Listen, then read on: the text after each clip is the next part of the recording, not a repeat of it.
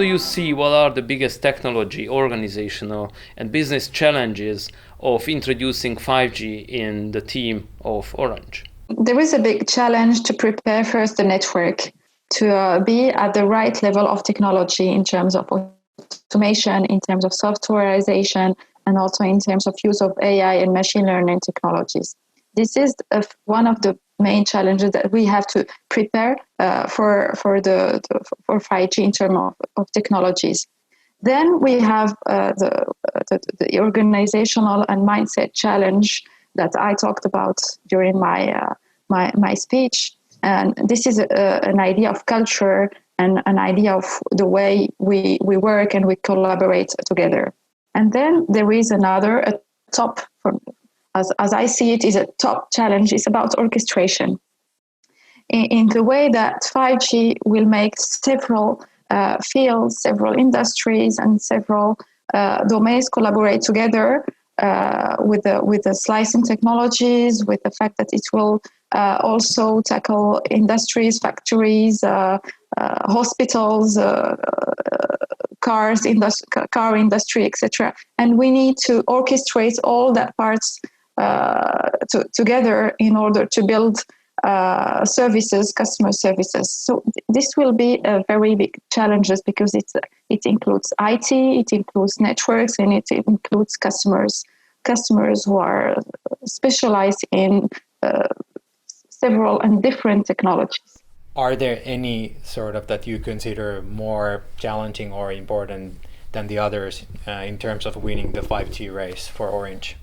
As I see it today, there is no player more important than the other. The most important thing is to be able to orchestrate all the players, because if you miss one, you are not doing the end-to-end journey, and you cannot fit your customers' need.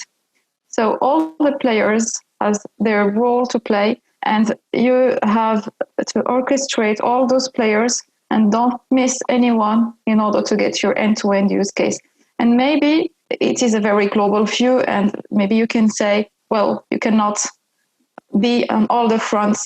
So maybe each company maybe will have to do its choices, start with some areas, start in some fields, but do the end-to-end journey. So as a communication service provider, what are you doing at Orange to improve the collaboration with OTTs and startups in practice, in concrete terms?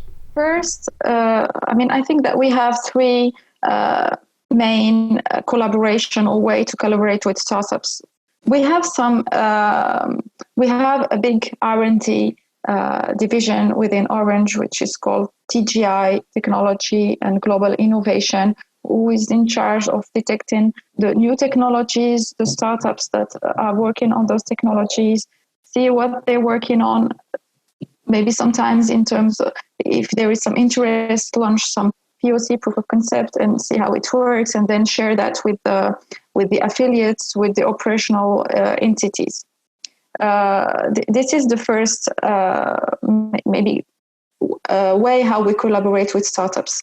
Then we have something that we have created with the French startups.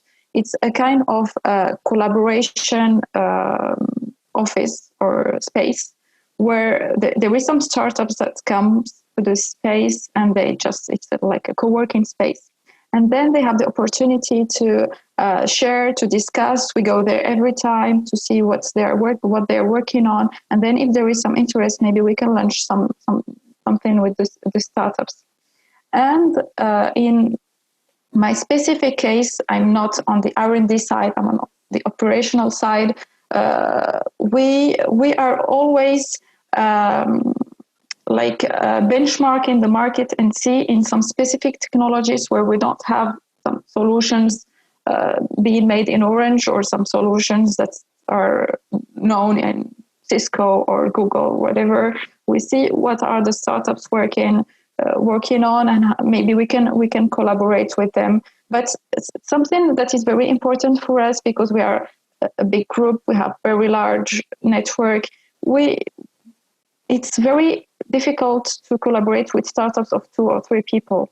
Sometimes, most of the time when we collaborate with a startup, it's an already established startup with, 50 people who have the capacity to scale. Sometimes launch some proof of concept, some POC with some startups, and then we set up, 6 months or 1 year to see how it turns out. And then if it works and if there is an interest, we can scale and then we can go further or we can stop. But we have those initiatives. And for example, in terms of AI, we are now experimenting a solution with some startup in India who is developing a solution for predictive maintenance or to predict incidents on the network.